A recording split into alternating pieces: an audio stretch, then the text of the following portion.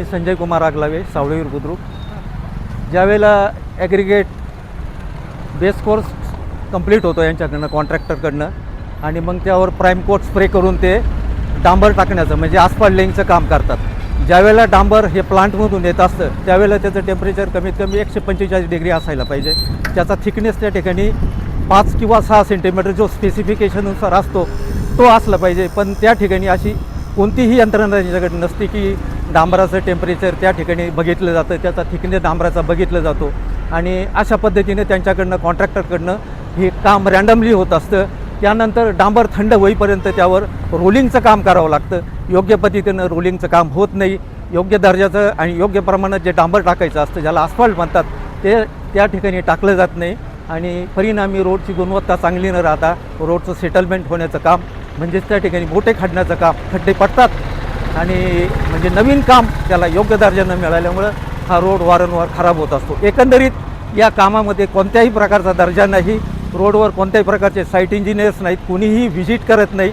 अशाच पद्धतीने हे काम चालू आहे आणि हे काम असंच जर चालू राहिलं तर हा रस्ता कधीच पूर्ण होणार नाही. ही खरी शोकांतिका आहे. हा रस्ता जवळजवळ 15 ते 20 वर्ष झाली असतील कदाचित.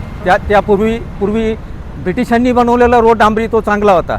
त्याच्यानंतर जो रोड बनवण्यात आला तो कधीच योग्य दर्जाचा झाला नाही, कारण तो कधीच चांगला बनवला नाही. त्यांनी त्या ठिकाणी कधीच चांगले मटेरियल्स, चांगल्या पद्धतीनं काम, चांगल्या पद्धतीनं रोलिंग, डांबराचे जे थर्स असतात, लेयर्स, ज्याला BBC2, BBC1 आणि सुपरपेव असं म्हणतात, आणि डांबराचं टेम्परेचर, रोलिंग या गोष्टी तिथे कधीच झालेल्या नाही. ते पावसात पण डांबर टाकतात. ॲक्च्युली पावसात डांबर टाकलं जात नाही, पण तरी ते रात्रीच्या वेळेला पाऊस चालू असताना डांबर टाकतात.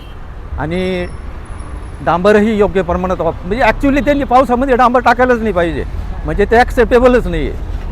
आणि डांबर टाकत असताना त्या डांबराचा कोणत्या प्रकारचा सॅम्पलही घेतला जात नाही.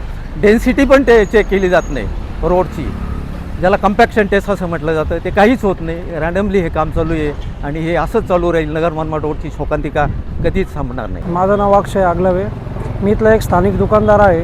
या रस्त्यामुळे कंटिन्यू दुकानवर जास्त धूळ उडल्या जाते, कस्टमरला त्याचा त्रास होतो, शिवाय माणसं जास्त आजारी पडण्याचं प्रमाण वाढलं आहे. दुसरी गोष्ट, हा रस्ता कंटिन्यू फुटतो आहे, तर हा रस्ता डांबरीकरण कॅन्सल करून हा सिमेंट कॉन्क्रीट करायला पाहिजे, अशी आमची मागणी आहे. दुसरी गोष्ट, आपण पण बघू शकता धूळ किती उडते, कुठलंही नियंत्रण नाही, काही विषय नाही. या रस्त्याला मी सकाळी 8 ते रात्री 8 वाजेपर्यंत इथं दुकानावर असतो. त्या दरम्यान दिवसभरात 2 ते 4 अपघात होतात. काल एक मोठी ट्रक चाललेली होती, ट्रक चालली असताना याच खड्ड्यामध्ये तिचे दोन्ही पण टायर तुटून साईडला पडले. डायरेक्टली चालू गाडीमध्ये दोन्ही टायर तुटून साईडला पडले.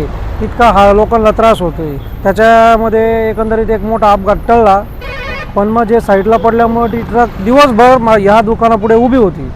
त्यांचं ट्रकचं काम दिवसभर चाललं, दिवसभरानंतर ती चालू झाली. त्याचं काम हे व्यवस्थित झालेलं नाही आहे. तो पूर्ण त्यांनी कमीत कमी 2 ते 3 फूट खणल्यानंतर त्याच्यामध्ये जे मटेरियल टाकलं ते माती मिक्स मटेरियल टाकलं, त्याच्यामुळे त्याची जी हाईट होती ती कमी झाली.